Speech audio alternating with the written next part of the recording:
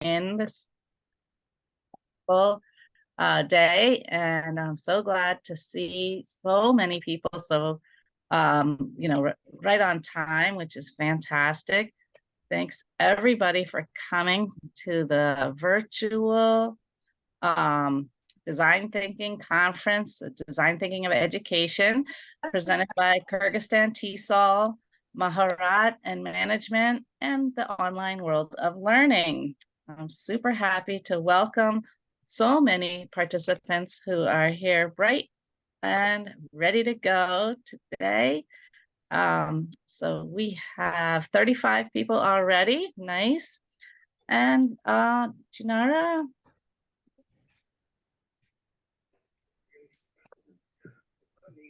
Thank you. So let us start then.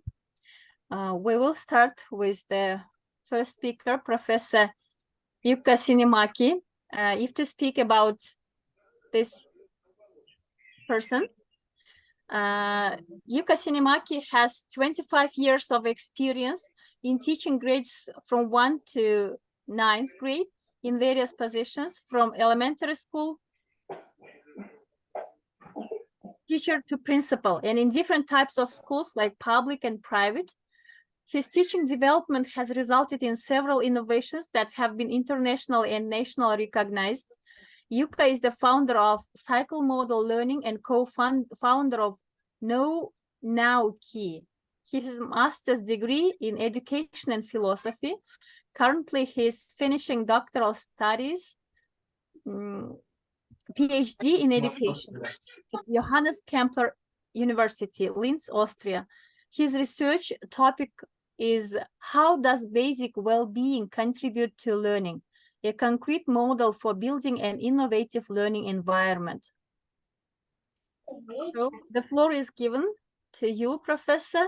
You are welcome to start. Welcome. Okay. Thank you very much. So let's very quickly about the technology. So I will share it now.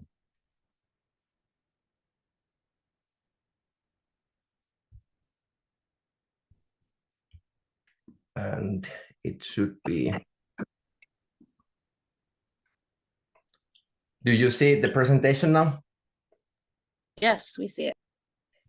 So thank you, first of all, for the opportunity to speak. Yeah, it has been a pretty busy ride for the last few weeks, just traveling a bit too much, but let's focus. And just to make sure, is it about 30 minutes, including some discussions, or how it was planned? Yeah, so maybe speak for 20 minutes and I'll give you a 10-minute heads up, and Good. then questions for like 10 minutes. Okay, so yeah, let's begin. Let's focus for your questions. So I think that would be the most valuable one to get some feedback and maybe go a bit deeper in some details. So as you heard, I have been 25 years in the field of education, living in several countries. Actually graduated in Florence, Oregon, class of 1993, living in Egypt, Hungary, Austria. Originally, I'm from Finland, and at the moment I'm at home in Finland. Just came back from Austria yesterday. So, but let's try to settle down now, at least for 30 minutes. I want to start with a personal story because at least white people think that Finland has quite good education system and the brand is something, and my perspective is a bit different. Yeah, we do have a okay or even good education system, but we do have our challenges, and I'm one of the examples of the product of the institution as a teacher training. And when I wasn't focusing for the right things, I got actually already 15 years ago quite frustrated that how much impact teachers and the school can really bring to students' life and to their parent or to their families. And this is what has been one of the biggest changing points in my life. At that point, I was a principal in one of the schools here in Finland. It was the day before the school ended it, and someone knocked on my office door, and there was this 9th grade girl, age of 16, knocking my door, and I invited her to come in, and she handed this painting to me. And of course, I had no idea, what's going on. And then I just simply said that, and well, thank you, but could you share something? What is this all about? And she said that, as you probably know, that I have been the trouble for this school for so many years. She couldn't come to school maybe 30-40% of the time because various difficulties in her past and many other difficulties. And she said that before she leaves this place, she would like to make sure that there is at least one positive memory of her. And of course, I became very speechless that, what's happening here. And there was a lot of, thoughts and motion going on my head. And we had a time for a little chat, and she was willing to open up a little bit more. And she said that all the dialogue and all the discussion between her and the school has been something negative, something about her troubles. And she never felt that she fits into this community. She never felt that she has been seen or has been trusted. And so I could carry on for hours, but now you're getting a little idea that we had a very, very deep and honest conversation going on. And I cannot remember if I asked her, where did you get this picture or something? But somehow I asked it, and she said that she painted it. And I was like, really? You know how to paint such, in this manner, or you are such a talented in painting?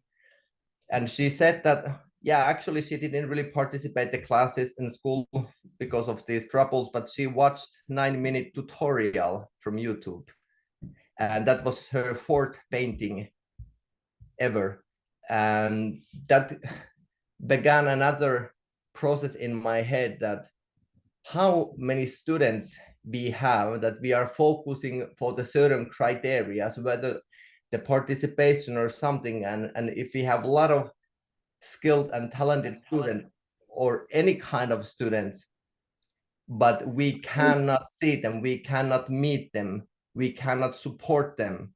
And this entire process really made my view as a principal or educator or teacher to think that what is really valuable, how should I spend the time in the classroom, what should happen first, should I teach first, or should I listen more, should the connection come before content, and many other things.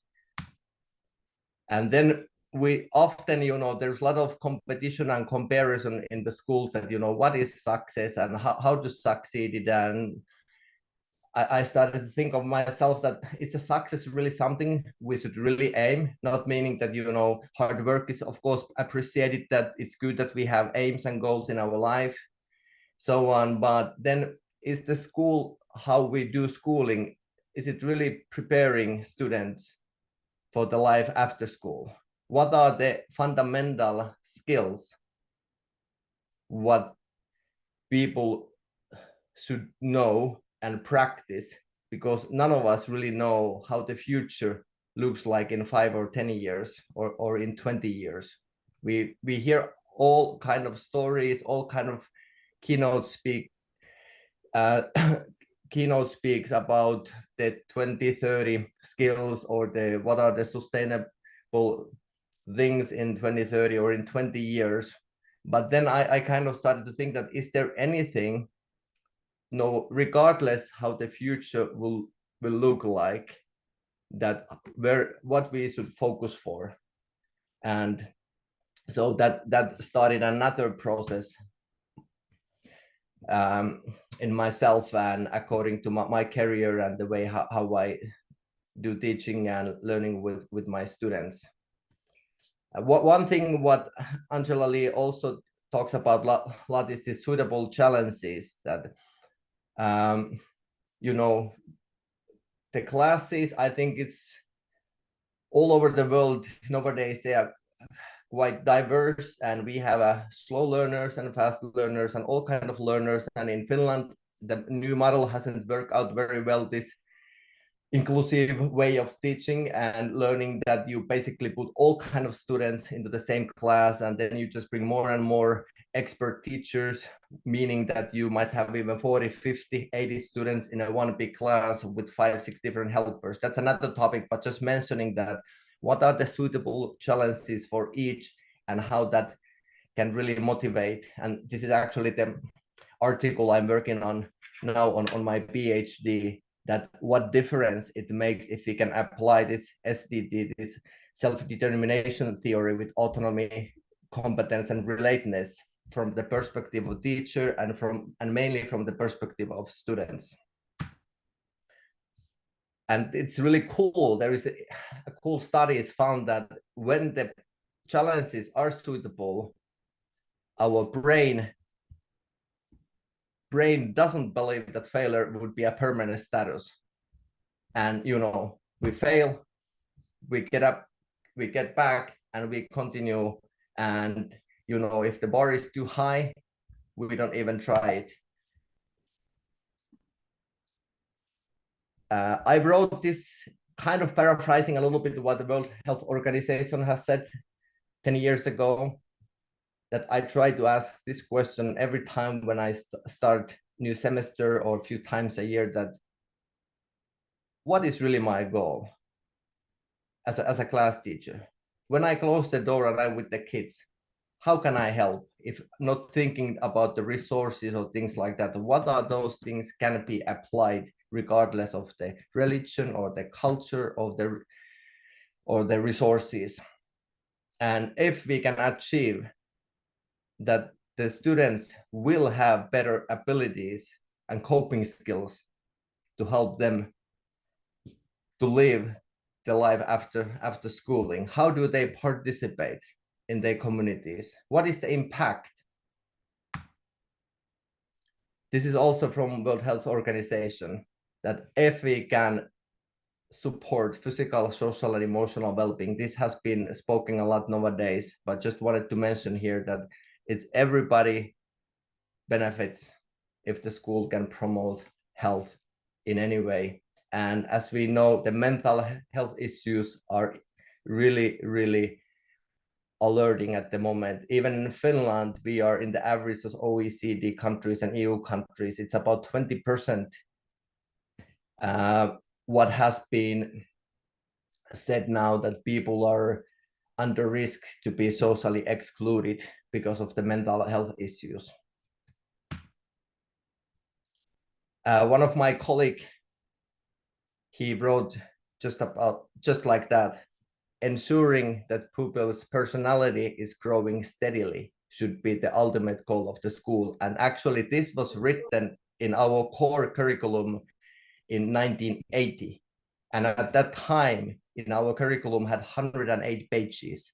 Now, 23, we have 3,000 pages. And we can all understand that, can we apply, or, you know, teachers are leaving the provision because so much extra pressure. And what I mean about this instrumental teaching, that one of the biggest challenge, that how teachers can show they care, they love, and how they value their students without any of their achievements, that they don't have to earn their achievement to be valued.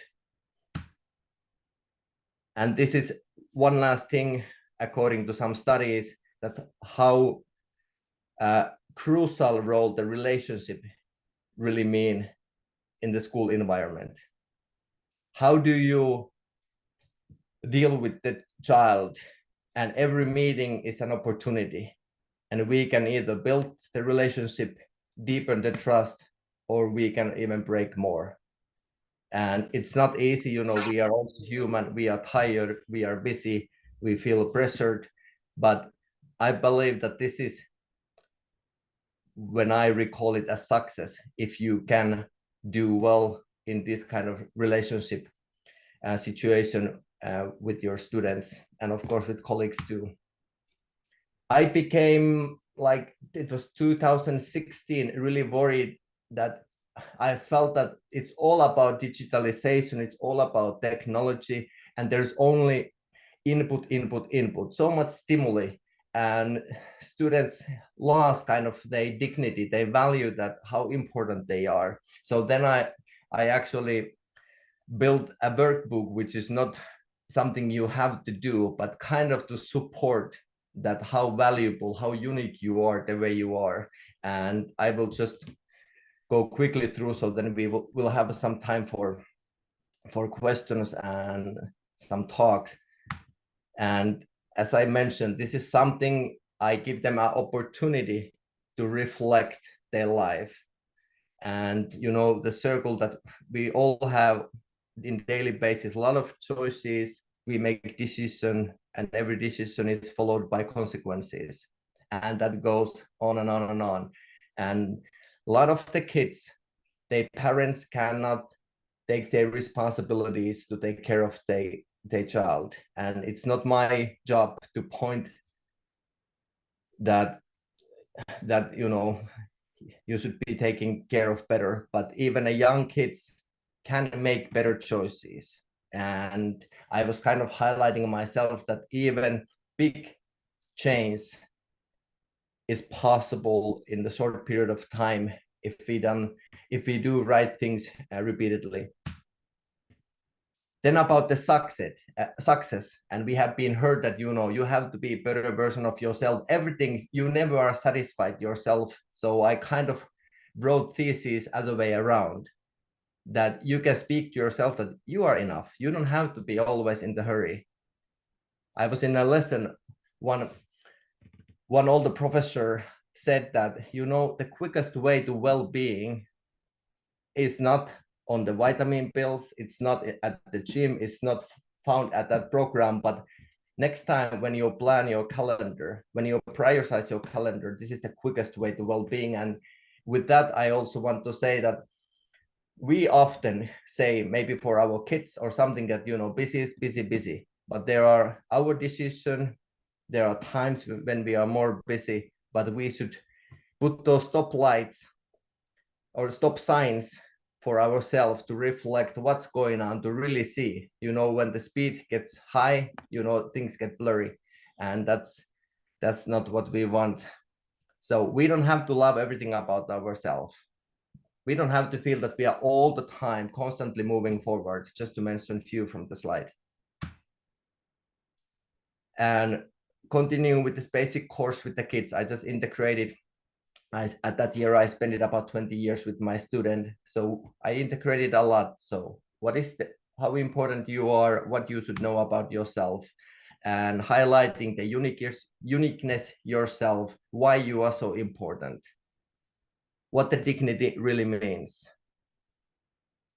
why you are so valuable, you're so worthy, why I'm to be respected as a person, not because you have achieved something or you dress the way you do, or you know. And resulted by that, just to mention one of my personal study results, that I didn't become through this course any better teacher, a math teacher, but the math grades got up in this year 1.3, the average grades according to the previous years, only when I believe we could increase the holistic well-being of the students. We practice learning skills, emotional skills, social skills. This is why I have put it the successful life, because I used it some years ago, but for some reason it resonates something negative rather than positive for me, to be successful. And there is another study, just to finishing up, I have one more slide, that 80% of one of the best athletes celebrities, if their identity is built on their achievements, they are more in a risk to commit a suicide or get mentally or physically ill. And in many cases, and this is not, so don't get me wrong, to be successful, there is nothing wrong about that. It's nothing wrong to aim to be successful. But what I'm saying, that if your identity is built only if you're in your achievements and you don't value yourself the way you are, and that might be a problem. And ending up with John C. Maxwell, that students do not care how much you know until they know how much you care. Thank you. That was about my time here. And then please, if you have any ideas or comments, I'm more than happy to continue for a few more minutes. What a beautiful way to end up. I love this quote. I've never seen it before. It's fantastic. Thank you so much for this wonderful presentation to remind us of what our priorities as teachers really should be. This is what benefits our students so much. And I love the, also had, statistics of it. It works because in the United States, also now people are trying to belittle the social emotional learning, SEL, as not important. And it's so important to the well-being of our students. Thank you so much. Let's see if there are questions.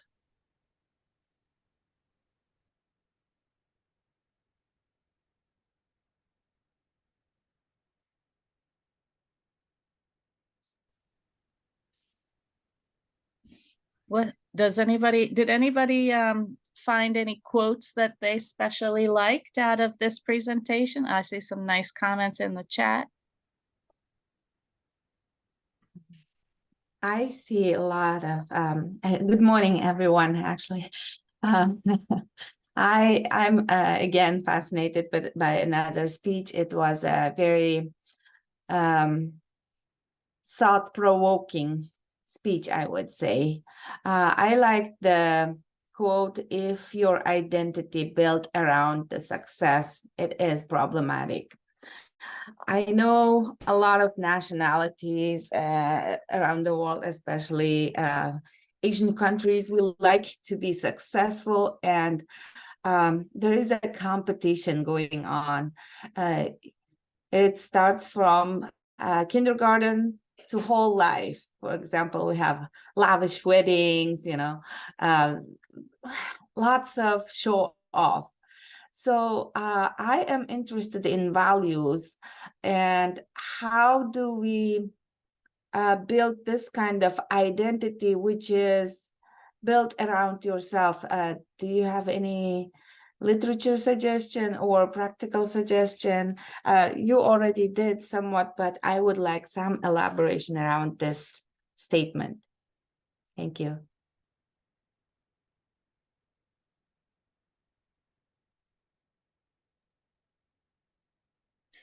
Would you like me to comment, or anyone who is participating? I would like you. There is actually a lot. One of my colleagues, he just did his PhD about the importance of identity. So you can connect me later. Probably this doesn't give too much time to go more deeper into one specific things, but yes, there are a lot of studies. What is the development of identity, and what can actually hinder you building the character and the identity in the school environment. And my next article will be about that when you enter, what are the social, emotional, and physical things in that environment, what basically support to build your identity and character, and which things do the opposite. Thank you. Maybe can you talk a little bit more about like problems that can cause around the identity from your last slide? Do you mean about this John Maxwell's quote? Mhm. Yeah, and this is not definitely not easy one, because all teachers are different, and even I'm experienced and also working with many cultures all over the world, many cultures, that when you have been asked by students that why that and this teacher never smile, I think that's a very good question from the kids' point of view. But what do you answer as a colleague? That's because they are not happy, because that's the way they are, or don't make too deep interpretation that's what's going on. But I try to encourage teachers when I'm training them also that you don't need to be a superhero. You don't have to have the answers for the things. It's okay that and I made one paper when I was in English. You have this 4 things which doesn't exist in my language, that you have the pity, sympathy, empathy, and compassion. And then I was kind of thinking that what those means in my work.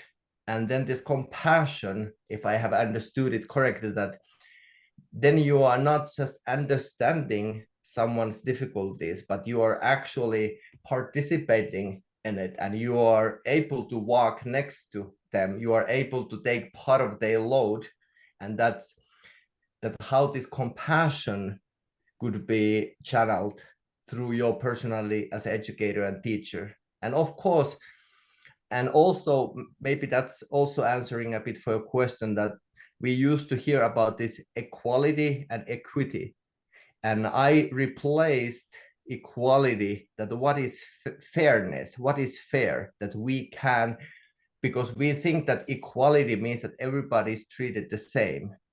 But at the same time, it's not fair if we understand that they are individual students, and many of their behaviors or challenges they caused, they are probably doing their best, but because of their background, because of the family situation, because of the traumas they have, that was the top performance. And if you get to understand this side a bit more, and actually maybe later I did a 6-year study of that. I was able to measure 24/7 with different sensors and activity risks, and with the stress measures, that what's happening in kids' life week after week after week. And there hasn't been any other studies like that performed before, that you are attached to these devices, which gives you objective, and then there was some daily questionnaire subjective data. And there are I think we all understand that there are so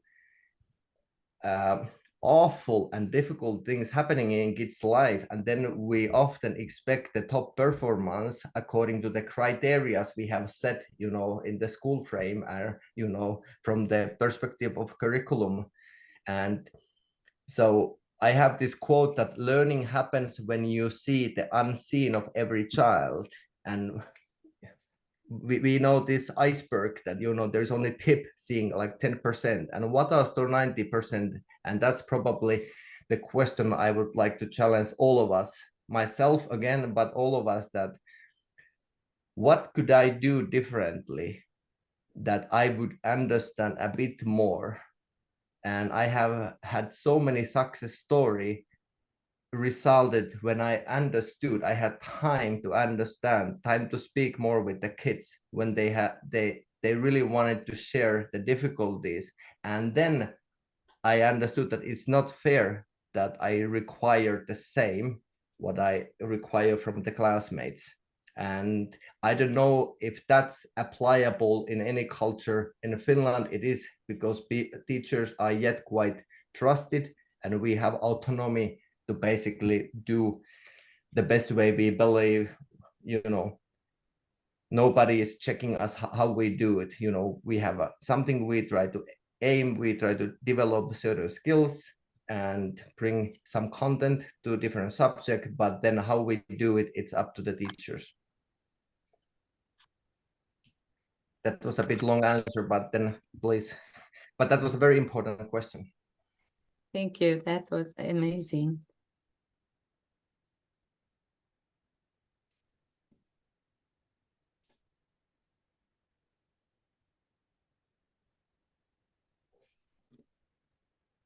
I don't think we have any more questions, I believe.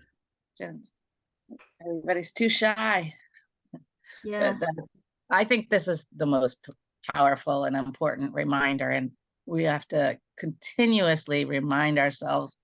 And it's so easy to forget because we get so much pressure from, our principals and the school district or whoever's putting pressure on us. You have to do it this way. And we have an expression that I don't know if it's British or American, and it says, don't smile until September. No, don't smile until December. That you have to start out with an iron fist. And, why don't teachers smile? There's a lot of reasons teachers don't smile. It's hard. And we're literally told, do not smile until December. And, after that, you can start to have fun and things like that. But there's so much pressure. It's so hard. There's always somebody, doing some crazy thing in the classroom. And, if we can't stop and smile every once in a while and enjoy the good stuff, even if simultaneously the other student is spilling the milk on the bookshelf, we have to, we're not doing our job. And it's so hard. My heart just breaks for some of the classroom situations. But 81 students in a class, and in China, same thing, 81 students in a class and no helpers. Teachers are in impossible situations, and then they show students the perspective of, look at this person who had a terrible life and now he's the president or something like that. And now the kid feels worse, like, oh, I have a terrible life, but I'm not even getting B's. I don't know. Do you have A, B, C in Finland? No, but this is exactly that was perfect example that we should not compare to others. I had some slides about comparison, but then I left it. I thought I have too much things to say anyway. So, but and this is why also I encourage teachers to reflect what kind of atmosphere they bring. And then I have noticed in my studies and my research that the way how some educators act, it's actually limiting many students because they just want to build a shell, not to be pointed, not to be accused. They know exactly the framework to work, and just to favor the teachers, only act in a way what is favorable. And that's not really building your character. That's true. That's true. Well, thank you so much. This was Thank great. you. Anybody from Kyrgyzstan want to say something?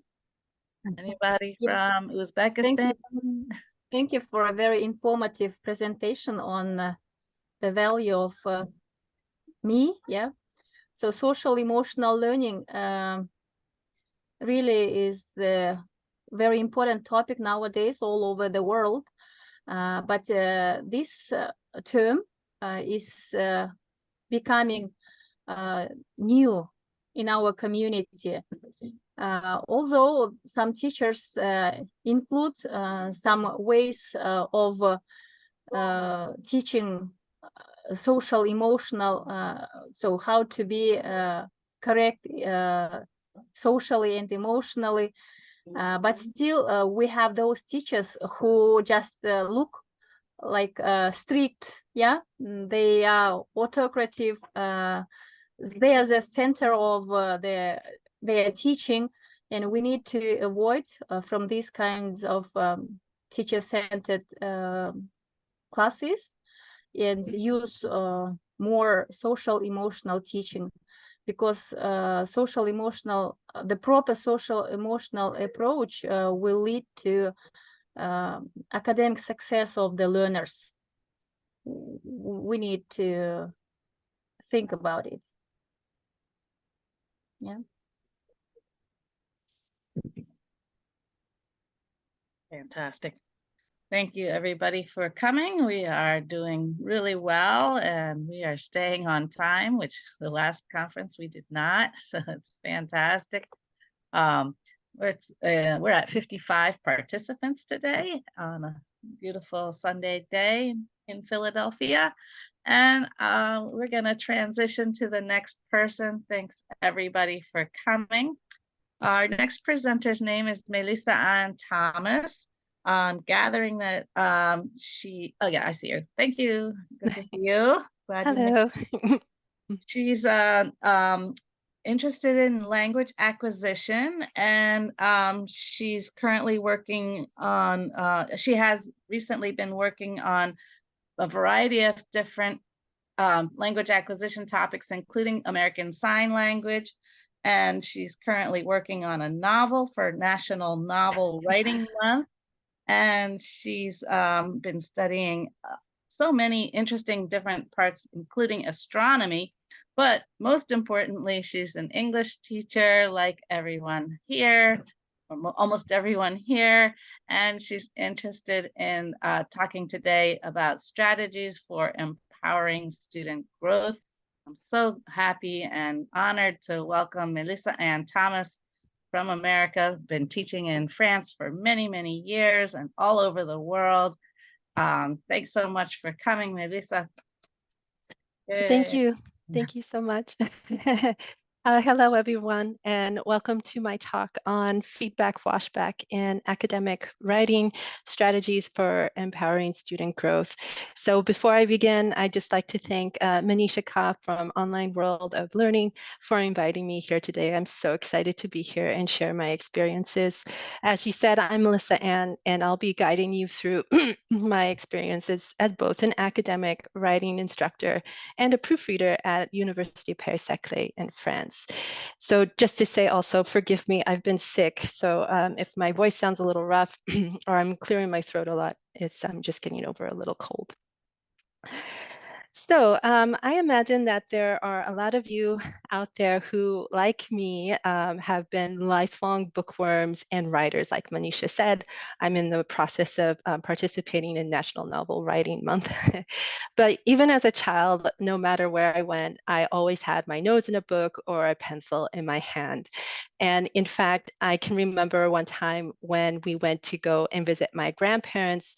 I must have been about 8 years old or something like that. And I just plonked myself down at the kitchen table and just started writing in my little journal. And my grandfather, who you see in the picture here, came up beside me. Now, at that point, I was the youngest cousin, and I didn't really have a whole lot of interaction with him. So I was already surprised that he had come over to see what I was up to. But beyond that, he did not speak a word of English, and my whole assignment was in English. He only spoke Spanish. So when I looked over at him, I noticed he had a book that was all about learning how to speak English. And he set the book down, sat down beside me, and I don't know how long we sat there side by side. But I helped him construct a couple of sentences in English. And I've never forgotten that moment. It was one of the very few times I had his full attention. But what I never forgot was, first of all, just how much effort it took him to construct those sentences, how much courage it took him to sit down next to this little 8-year-old with her nose buried in her book, but also the pleasure he had in actually constructing a sentence himself. Before I continue, I just want to make sure, can everyone see my screen? Yeah, okay, great. So that pleasure, that joy that he took in expressing himself, even though, you know, I went to the store and bought some eggs. I've never forgotten that. And I hold that inside of me whenever I work with ESL learners, but also in particular with ESL writers. But then also another experience that has influenced me as an instructor is my sibling. So my sibling is the complete opposite of me. He does not enjoy writing. He does not enjoy reading, and he's very functional. Whether it's a report at his job or it's a letter or an email, he just puts the bare bones down and that's it, functional, straight to the point. And so, in fact, today when I work with academic writers, scientific writers, a lot of them have the same approach as my brother. They just want to get the facts down and get it out there, and they don't really care too much about what happens on the other side. So the focus of my talk today is actually going to kind of bring those two aspects together when we're working with ESL writers, the aspects of language learning and the struggles they face, and also this idea of motivation and what gets them excited about writing. So in terms of my own path in life, since being 8 years old, since sitting next to my grandfather, I've worn many, many hats, as Manisha mentioned. I've been an ESL tutor. I've been a language researcher on how children learn languages and how adults learn their second languages. I've been an instructor for children, an English instructor for children here in France and in Taiwan. And I've been a speech therapy assistant and coming up to today, where I am both a proofreader and an academic writing instructor. So before I dive into the workshop today, I just want to give a little bit of background of the unique situation that I actually work in. So as I mentioned, I work at the Academic Writing Center here in France. And what this is a writing and language support service available to the research community at the University Paris-Saclay. And it's funded by the French National Research Council. And up until 2019, there was actually zero resources for ESL writers at the university, at the doctoral, postdoc, and faculty level. Zero. Tons and tons of resources for bachelor's and master's students, but nothing for the community at large. And so our director, Divya Madhavan, decided, well, let's create something for the community, freely accessible, that people can access and come to with help for developing their written material in English. Because as we all know, the language of science at the moment is English, no matter what the French like to think. English is the universal language at the moment. So, so in order for us to be participating in international research, Divya created the Academic Writing Center. So just to briefly tell you about the two services that we provide proofreading, and I'm going to talk about that a little bit more in depth. So any document that's in English, people can come and get our input on that. And then we also have workshops and courses that not only emphasize writing, because that's how we started, but we also know that our postdocs and researchers, our doctoral students also have zero input from in terms of speaking support in English. And so we also do a little bit of that, because you can imagine this scenario where you have an advisor who is for whom English is not their first language, advising a student for whom English is also not their first language. So we try to provide as much support as possible at the Academic Writing Center. And in 2022, 2023, we provided more than 1,000 hours per year of proofreading for nearly 1,000 participants. So we're quite pleased that we're trying to grow. We're fairly new.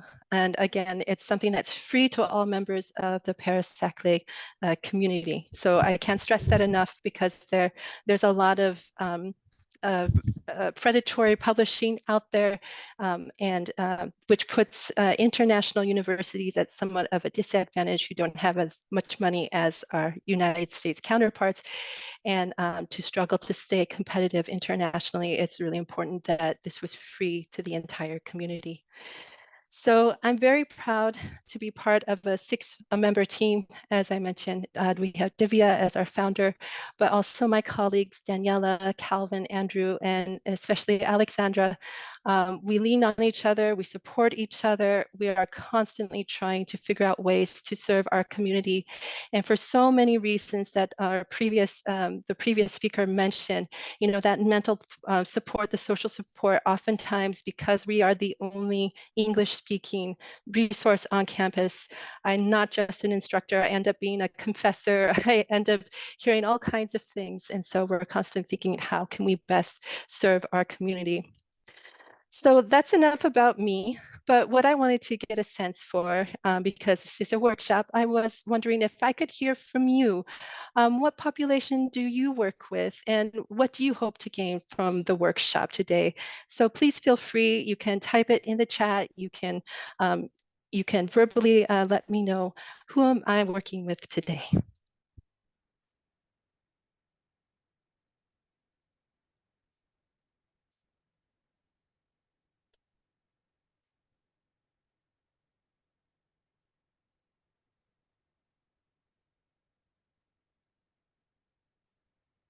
Could you say a few words about what the workshop's going to be about so that they know which direction kind of to go in? Sure. So in terms of what the Okay. workshop is going to be about, I want to just give a brief background of feedback washback, what that actually is, and explore the challenges that ESL writers face in academic and scientific contexts, and talk about some of the strategies that you could use for providing constructive feedback to ESL writers, and then time permitting, have some practical exercises to apply those strategies. So that's what I hope to. Okay, so I see in the chat we have pre-service teachers, heritage language teachers. Oh, that's so amazing. I'm absolutely fascinated by that area. Higher grade students at private school, high school students, pre-college ESL students. Wonderful. Secondary school teachers, university teachers. Okay, great. Thank you. That's excellent. Okay, so in terms of I the would say, organization, I'm sorry to interrupt you, but I would say probably the vast majority of the silent majority here are, you know, like public school teachers in Kyrgyzstan, right? okay. Manisha, Okay, is that Yeah, right? that's correct. Absolutely. okay, great. College teachers, strategies to improve our students' writing. Excellent. Okay, so although a lot of my context is going to be at the doctoral level, I do have some tips and tricks toward the end of the workshop for classroom teachers, etc. So hang in there with me while I give you some background. So we're going to go over 5 parts here today. I'm going to just give you some background in parts 1 and 2 for understanding feedback washback and the ESL writer. We're then going to dive into some effective strategies that I found work for me in my particular context, and how maybe you can apply those strategies to your own. Some common pitfalls we might get into, but I want to zoom ahead to the practical application of how this might work, and then some closing remarks. So in terms of understanding feedback washback, well, what is this? My guess is you recognize the feedback, but what exactly is washback? So in terms of feedback washback, this is the impact or influence that feedback has, particularly in an educational context or assessment context, on the learning and teaching processes. And you can see from the dates, this has been around for a while. It used to be called backwash, but it has evolved to be called washback. How I like to think of it, how I feel like it's a little bit more concrete for me, is it's what prompts instructors and learners to do things they wouldn't normally do, so that they can encourage or maybe unintentionally limit language learning. And so this is the framework that we're going to work with today. So to throw back to you, the audience, what I would like to see is what you think assessment impacts in terms of the instructors or in terms of the learners. What do you think assessment can impact if we think about this definition of feedback, washback, and influencing the language learning processes?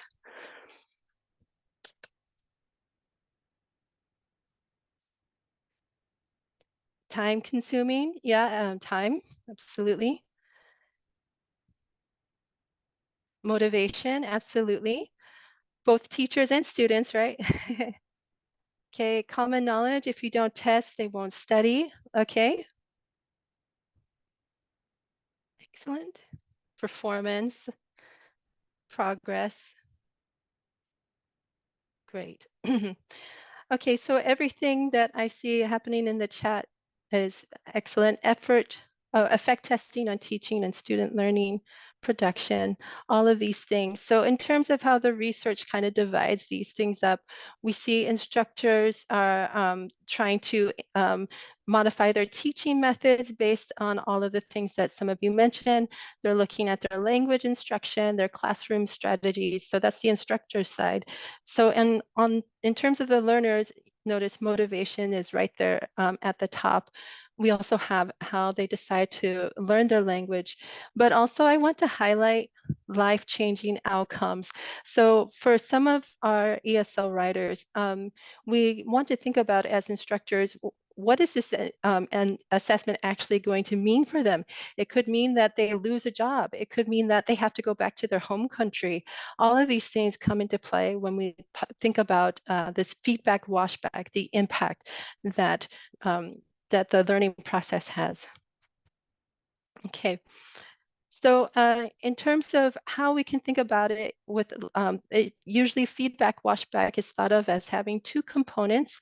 I have intensity and the direction. So in terms of the intensity, exactly what some of you mentioned in the chat is the degree to which students adjust their behavior to meet the demands of the assessment. And this is usually thought of as how important the assessment is in terms of the driving force, but it can also be the timing. So of course, you can imagine the closer we get to assessment day, the more intense that washback is going to be for students and teachers alike. But we can also think of intensity occurring in the following way: when students are motivated to succeed, when they believe they know how to be successful, and when they believe they have the resources to succeed. This is when we have the highest amount of washback. And this all really falls in line with my own experience in terms of what I see students happening. And then in terms of direction, when people talk about positive and negative. So this just has to do with how much the instruction or learning for the assessment aligns with what the assessment developers actually intended. And so a lot of research initially was around design and contents, but more and more there's a focus on learners. So that's really what I want to focus on today. But in terms of what it looks like, what positive washback looks like, this is when your educational goals, your curriculum are in line or are similar to teaching to a specific test. And negative would be when it's the complete abandonment of what you intended, of what you had hoped to achieve educationally, and you just prepare for the test and that's it. So those are the extremes. So I mentioned before that when it comes to instructors and learners, there's been a lot of research with instructors and what we're doing. But in terms of learners, I kind of want to take a look at what our learners are experiencing as well, and not just focusing on what teachers do, but what learners also bring to the table.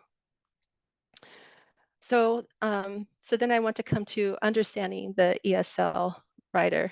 So for some of you out there, what are the challenges that you see your ESL writers struggling with, or you see them experiencing?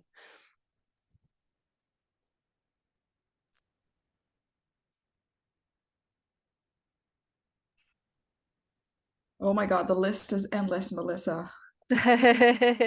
starting from motivation to, you know, working through chaos, and then reflecting on whatever little they are able to sort through the chaos. And you know, there's just, we should have another session exclusively for I know, right? So you can see I'm kind of, I know that these are some questions that are easy to answer, right? Maybe almost too easy. So transition words, collecting thoughts, time, lack of vocabulary. They learn to use the grammar, but then they don't use it.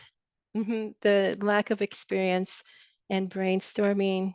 Absolutely. All of these things are completely in line as well. So although we all come from different fields and experiences, what I'm seeing in the chat are exactly what I also see. So whether you're serving children or you're serving high functioning adults at the academic level, a lot of the challenges are similar. But aside from language proficiency, I also want to point out cultural differences. And this is something I've been more and more interested in, and I'm not going to touch too much upon in this workshop, but I do want to mention that dynamic and when you're working with writers and just how much cultural differences come into play. But I also want to emphasize for academic writing is the lack of knowledge of the target audience. So when a writer is writing, are they considering the reader? Because writing at the end of the day is a social practice. It's, although you're a solitary writing, it's not just there for you, it's for somebody else to actually interact with. So lack of the knowledge of the target audience is a big challenge that I see in academic writing, ESL writers in particular. Some common errors, as we mentioned, some grammar and word choice, but they also really, really struggle with lack of clarity, flow of sentences, etc. So it's great. I can see that we all know our audience quite well, our participants, our learners, and that's half the battle. Once you understand your audience, then you can start to give more effective feedback to optimize again that positive washback to try and make sure that the learning that's taking place is actually enhancing the experience. Okay, so how does this actually work when we're trying to promote student growth? So I actually really like this table, and Manisha, I have a handout. So if people are interested, I don't know if I can put it in the chat or not, or we can put it up available for people that has this table along with the references. But I like to look at this because anytime I work with when I'm going from classroom to classroom or even student to student, I'm constantly adjusting myself, and I'm constantly doing this based on what you see here on the table. So you can see it's organized in sort of seven components, and then with little questions that you, the instructor, can ask yourself in order to then try to construct some curriculum that is tailored to the audience that you're working with, the students that you're working with, the learners that you're working with. So I think it's really, really useful for me to look at this because it does vary, like I said, from classroom to classroom, even if I'm teaching the same course or from students to student. So in terms of academic writing and the proofreading that I do, these are the things that really stand out for me when I'm working with the ESL writers that I encounter. So I have to think about what their investment, because sometimes that changes from population to population. How invested are they in the assessment? And in this case, assessment is publication. What is their perception of the difficulty level? So whether they consider what they're doing difficult or not plays a huge role. What they already believe is an effective language learning strategy. So when you work with international students, they come from so many different backgrounds, and they all have different beliefs of how you can effectively learn language. So some of them really want me to give them a ton of grammar exercises because that's what they believe is the most effective strategy. And while others, all they want to do is have a nice chat and talk and discuss. So keeping that in mind Then we have the knowledge of the assessment. What do they already know as they're going to prepare for something? What is their commitment level? And by commitment, I mean that what are the resources that they have at their disposal in order to help them succeed?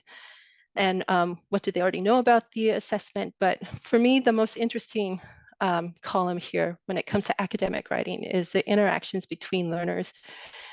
Because the population that I work with, they are constantly presenting their work to others. They are constantly writing, they're constantly sharing, they're constantly giving feedback and receiving feedback. And so they're really actually learning from their community. So by the time I see them, usually their writing has gone through several different filters, so to speak. And knowing that is really helpful because they may have learned something, a misconception from a fellow student. They may have learned some incorrect grammar actually from their supervisor for whom English is not their first language as well. So knowing all of this is really important. Alyssa, can I just say something? I'm sorry, I didn't mean to cut in. No, Professor Cohen will be very disappointed in me if I didn't remind you that the teachers have different English levels. So just speak a little slower. Sorry, of course. No, Sorry. I do that all the time. I do that all the time, and Miriam is there, thankfully, to remind me. But I'm sort of just paying it forward. I mean, just to be mindful. I'm sorry if that. Not at all. Not at all. Thank you for reminding me. Like I mentioned, I've been ill, so I'm maybe talking faster than normal because I feel like I'm going to lose my voice at any moment. Okay. So the profile of the writers that I have, so to give you the context that I work in, we have adults, doctoral students, postdocs, and faculty. They're all upper, and for the most part, upper intermediate level of English. And if you're within the European framework, that's a B2 level. And 80% of them are writing their first manuscript in English for publication in a scientific journal. The rest of them, they've been writing for a long time, or they've brought a different document for us to look at besides something for publication. And 10% of the people I work with really enjoy writing and they love chatting about language. 80% are eager to learn because they're highly motivated. This is their career they have to write for. And then we have that 10% who want somebody else to write their document for them. And I'll get to them in a second. But the goal of all of these writers is publication and citation. So for me, for the assessment that I have to prepare our curriculum for, that I have to prepare for proofreading is journal submission guidelines. And regardless of the field you're in, whether it's humanities, whether it's science, whether it's economics, they all say the same thing. You have to be clear and precise. Even when sharing complex ideas, you have to avoid a lot of jargon. You have to vary your vocabulary. All of these things, the writers who come to the Academic Writing Center know these things because they're in all the journals. And Strunk and White said it quite beautifully in their in their book about the elements of style. So what I see at the Academic Writing Center in terms of specifics, in terms of language-based challenges, is text flow, that finding that connection between sentences, reducing their jargon, the sentence length, making informed decisions. So this is the one that I'm really passionate about, that they haven't yet developed their own voice yet. Although, like somebody mentioned in the chat, they know the grammar rules, but they're not applying them right. They know that there are different variations. And at this level, I want to give them the autonomy to decide between, ooh, should I use active voice or should I use passive voice? These things like that. But we also have this added layer of motivational challenge. And why should academic writing, why does it need to be reader-friendly? Shouldn't the science speak for itself? So languaging over grammar, I see somebody has put. Absolutely. So then the challenge, though, because our ESL writers see that their fellow colleagues for whom English is their first language, they are writing like this. They're not necessarily writing for the reader either. They are creating these big words, complex sentences, soggy syntax, as Helen Sword so beautifully put it. And so they're emulating that. So even for the people for whom English is their first language, they're not doing a great job either, but the ESL writers see that and they copy what they see. So we have to also kind of battle that. Again, that interaction between learners, what they're already seeing between learners. So given that, our curriculum for our courses cover these topics because we know what the goal is for our writers.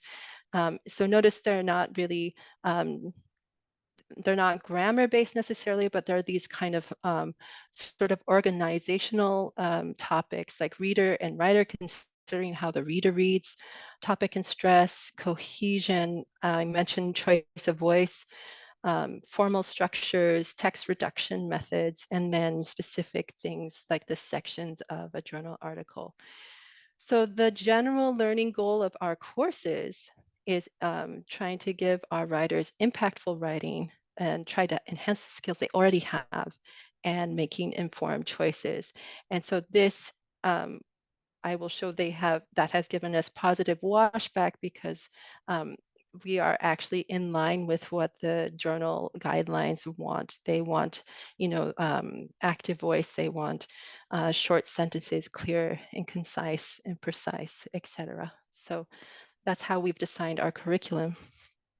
So the proofreading sessions, this is kind of the special aspect of it and that I wanted to get into some detail. And these are all online for the most part, and they're 1 hour. And the special thing about it is that I never receive a document ahead of time. So the first time I see the paper is the first time the writer shares their screen, actually. And we have an open dialogue. We go line by line. And what this means is because most manuscripts are roughly 20 pages, it takes about 6 to 8 sessions to completely proofread a paper.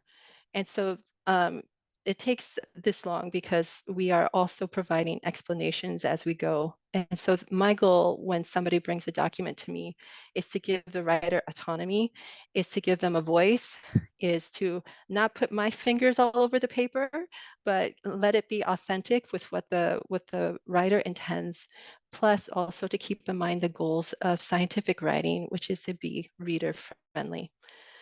So that's the context that I wanted to give everyone here. And so then I would like to move on to effective feedback strategies. So a lot of you said, I want to know how to get them to do this. And the way, in my experience, that I've managed to get there, so to speak, is through these 7 sort of components here: setting expectations, creating a supportive environment, focusing on the writing and not the writer, encouraging self-reflection and self-correction, using clear and concise language, giving specific examples, and then providing follow-up support. So I'm going to dive into each of those criteria in the following slides. So when it comes to maximizing the washback, maximizing the intensity, maximizing the positivity, making sure that everything is empowering the students, the first thing I do the first time I meet any of the students is to tell them the following things that are specific to proofreading. So I tell them that all of the corrections are done in real time. I don't receive the document beforehand, so don't send it to me. I expect that they all have checked their documents for grammar and that it's also checked for scientific accuracy. Like I mentioned, I hop from different fields all day long. So I'm not the expert in all of the different domains I work in. So I have to trust that it's been checked for scientific accuracy by the peer group. And then I read every sentence out loud. Any guesses about why I would do that? Why I read the sentence out loud? So they can hear the language and find mistakes. Exactly. Yeah, exactly. So, I see a question in the contact. Do you mean in proofreading process, students take time to review their writings and improve for better? How much time do they need or day? So these sessions are all 1 hour long. And so they have 1 hour and we go through their documents starting from the title and then we just work through the whole document. And the goal of the proofreading is to have a dialogue about the linguistic correctness of the document, as well as whether or not it satisfies them, to make sure that the corrections are not sacrificing accuracy. And so I hope that answers your question. So, so what Manisha said, yes, absolutely. We read the sentence out loud, and I'm going to come back to that again. But it serves a lot of different purposes. But it allows them to actually be a participant also by hearing what I'm saying. I'm not just being a model, but I'm also developing what we call the writerly ear. I also give all of the corrections verbally. So I tell them that straight away. I'm going to give you a correction verbally, and I'm going to tell you why that correction is made. So that way they can start to understand how they might use that later on in their writing. And then this is also key. The writer makes the correction themselves. So I give them a correction. I give them an explanation for why. We have a little dialogue about whether or not that's appropriate and it matches the scientific accuracy. And then the writer makes the decision to correct it themselves or not. They can reject my suggestion if they like. And I'll talk about that as well later. And then this is really, really key as well in terms of setting expectations. The corrections that we provide are expected to evolve over time. And this is to avoid the people who come and just want us to rewrite the paper. Because if they just expect me to say, okay, change that, take out the apostrophe, do this, do that, that's not going to allow them to grow as a student. It's not going to allow them to evolve. So if I find that they're not quite getting it, it's either because they're not motivated or they expect me to write the paper for them. So I set that out straight away to get ahead of it and say, I expect, and this usually happens 90% of the time, I would say, by the end of that hour or by the middle of the second hour I have with them, they start to say, oh, that doesn't sound right. So can I change it to this? So they do start to evolve, and the kinds of feedback I'm giving them changes as they are learning. And it's a wonderful experience to see them changing and growing in that way. The second thing to keep in mind when you're trying to interact with ESL writers is to create a supportive environment. Again, we don't quite know what their dynamic is with their peers, with their advisors, so I try to create a safe space for them during these sessions. And I assure them that this is their document. It's not my document, it's theirs, and it's their voice that needs to shine through. It's their thoughts, their conclusions, their ideas, and I'm just there to help them make sure that it's linguistically accurate. But beyond that, it's their document, and I think they really appreciate that. I also like to point out when they've used language appropriately. So especially if I'm working on a sentence and there's something problematic with it, I like to reference a previous sentence where they actually use that appropriately. Like, oh yeah, this sentence looks great. You've got a really strong verb choice, or, oh, the flow here is excellent. I like the way you put that. And then, just to try to point out when they've done things correctly. Like I mentioned before, I'd like to check in to see whether or not they approve of the correction. This is really, really important with scientific writing, because a lot of complaints that I hear people have about proofreading houses that you have to pay for because they take the document away and then bring it back is that the researchers horrified, like, this is not at all accurate. So it's really important that, again, we have that open dialogue and that I haven't suggested something that actually goes against what they wanted, scientifically speaking. And then I also asked the writer if there are any problems or clarifications in particular they'd like to discuss. So oftentimes we have a little work plan also. So I might say, okay, today we're going to focus on the introduction, but is there something else you want to focus on? And if they say, oh yes, I need to look at my methods section or whatever, and then we can go and take a look at that. So in terms of another strategy that you can use to provide effective feedback to increase that washback effect is to focus on the writing and not the writer. So I like to do this in some ways to take a step back about the bigger goal that academic writing has. So we want to remind the writer to always keep the reader in mind.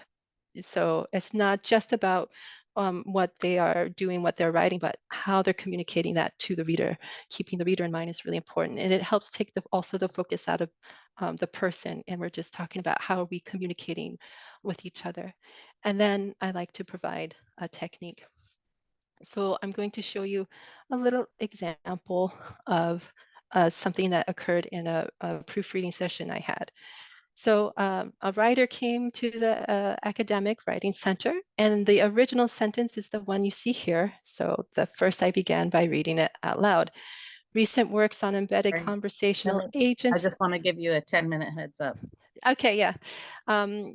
So we have the original sentence, and when I read it out loud, I had to take a breath. And so I said to the reader, this is too long because I had to take a breath. So this is the first sentence of the paper as well. So we want to try and give a lighter introduction to the topic. So what can we do to naturally divide the sentence in two? We had an open dialogue, and then this is what we came out with the output. So again, just trying, I didn't say this isn't correct. I didn't say you've done something wrong here. I framed it just more about what does the reader need and what do you need to do. Okay, in terms of encouraging self-reflection and self-correction, this is why I read it out loud to also allow them a chance to hear the mistake, because often they hear it because they've read their paper a million times, and when they hear it, they develop that writerly ear. Also, when it comes to clear and concise communication and giving specific examples, I actually like to pull things from our course curriculum into the proofreading sessions in order to help them understand. So this is just an example of a slide from my class. It's a slide that's about subject, verb, object placement, and how in scientific writing, we want to try and keep the subject and the verb as close as possible without interruption. So what I'll do in the proofreading session is bring in the slide. This is somebody else's writing from Gopin and Swan. And I actually work on this with the student, and then they see what we're trying to get at on somebody else's writing. So again, it's stepping away from the writer. And then I go back and say, so how can we try to move that subject and the verb closer together, given what we did in this other person's writing? So pulling in the curriculum into the writing. So how do we know this works? Well, we have our writers that come back and their manuscripts are accepted for publication. Our courses are usually full within a week of opening registration, but also they do an anonymous survey where they tell us that here are the things that I've applied from my proofreading sessions. Here are the things that I've learned, and I recommend it for people from others. And what about the 10% that aren't motivated? My advice is to just give them something concrete. That usually works well, because normally the unmotivated students I work with are very pragmatic. They're like my brother. They want a concrete reason, and this will usually help them turn the corner. But sometimes it isn't at all about motivation, and it's actually about the language level. So you can see on the bottom, if that's the case, if somebody comes and they have lower intermediate level, then our recommendation is that they try to support themselves with some more general English courses, because they're going to struggle if they don't try to improve their writing and to get it up to the same level as their colleagues. So I wanted to give this out to you because I know that not everyone here is working with doctoral students who are trying to publish, and they don't have 6 to 8 hours to spend with each student in a class of 30, right? So if you want to benefit from positive washback, try to get the whole class involved. And this little step, it will take maybe 3 to 4 weeks, but it will have that sort of same environment of getting other learners involved and trying to shore up their confidence as well. So the first step is, of course, give the assignment and they do it at home. And then when they come to school, they can have 3 other students read the essay, and those 3 students each give 3 comments. Then the student rewrites the essay at home, and the student can choose whether or not to take those comments. They don't have to accept them, but if they don't accept them, they have to give a justification why. And then you, the instructor, collects and corrects the essay and evaluates the comments, and you return the essay the following day.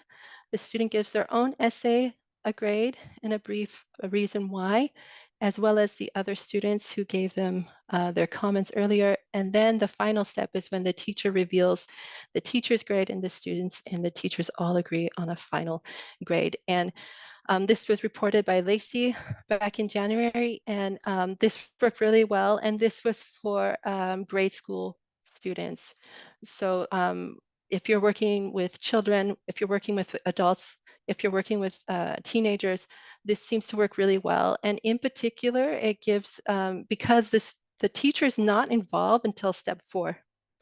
It's all of their peers. And this works really well with kids, right? Because kids listen to their friends more than they listen to the teacher, right? So if their friend says, "Oh, the monster came in too late here. Where's the monster?" They're going to fix that over you telling them, "Oh, there's not enough excitement at the climax. You didn't provide a problem to solve," or something like that. Their peers will know how to communicate that to them. And so this is how you can use this little table based on what you're doing with your own population and what their goals are and what the assessment demands are. You can take a look at this, and I think that could help because it helped me to develop curriculum, to develop ideas for how to get that ESL writers their own voice, authenticity, autonomy, all of it when you're doing writing examples. Okay, so I did want to give a quick practical application. So please don't be intimidated by the sentence here, but I just wanted to show that we have a sentence that somebody brought, and to point out that the problem about this was that the repetition of, so of, and we gave this sentence to 2 different proofreaders, and then the writer had to choose between one or the other. Any guesses of which one the writer chose and why?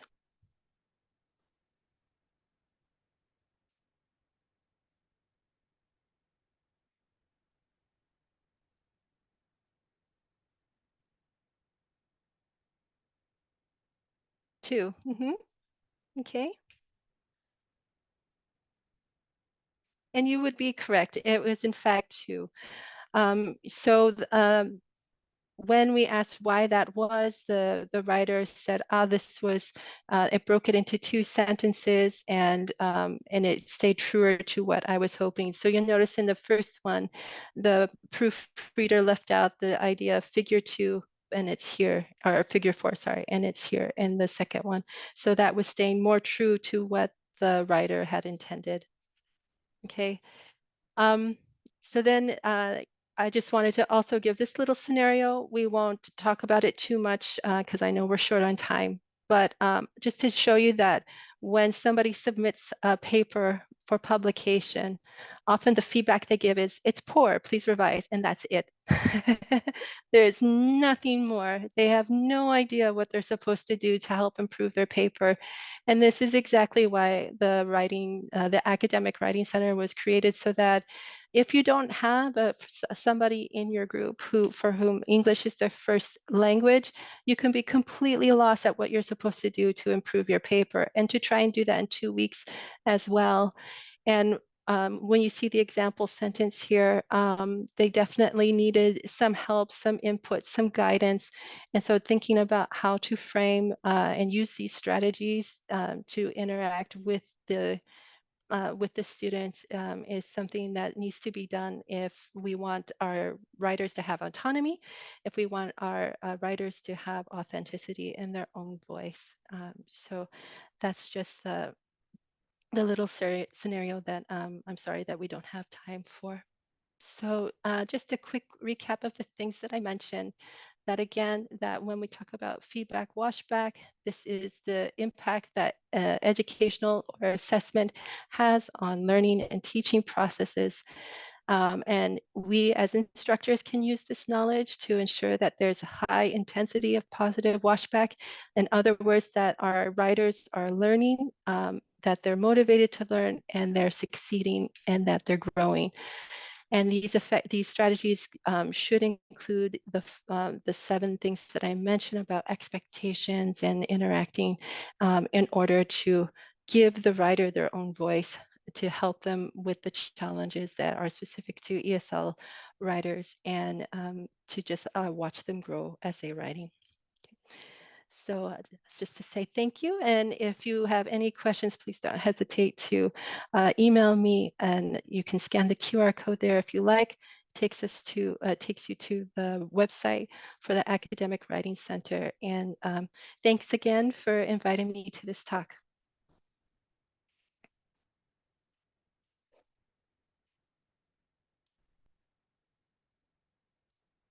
Okay, so I see in the chat, please Yeah. send the document again. Okay. They're talking to Manisha about the participation document, but that last comment about, like sort of shorter English language, ESL class kind of essays that they're writing. I think that's a great question. So You do see you that? support students also Yeah. to identify the correct thesis statements, topic sentence in each that writing during feedback, washback sessions? What technique do you use to improve the students' problems in academic writing?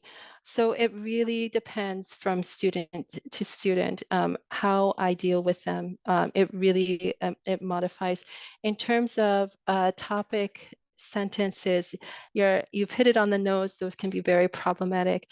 So what I actually have is a slide that I show that has to do with topic stress organization.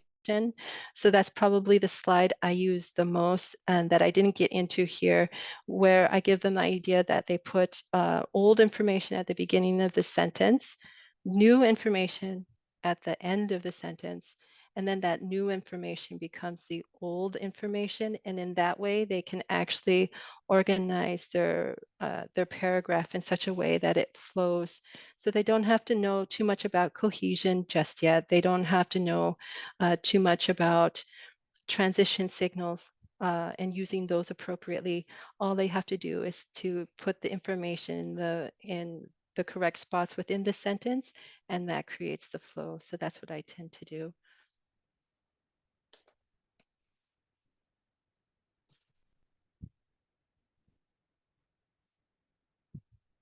I'm not sure how much time I have to answer some of these questions, Manisha. Oh, I don't know about that, but I have a question for you, Melissa. Sure. Do you guys also run like writing academic courses in terms of, you just said that there's a gap in building coherence. So, I mean, how do you ensure that a research writer or a university graduate is also eventually becoming an independent writer? I mean, I'm support is one thing, but building those skills is kind of a different thing altogether. Mm-hmm. But I think at any level, sorry to interrupt. Yeah, go ahead. You need somebody to bounce their thing off. I need somebody to read my cover letter, like stuff like that. So because when they come to a proofreading session, it really is all pedagogy.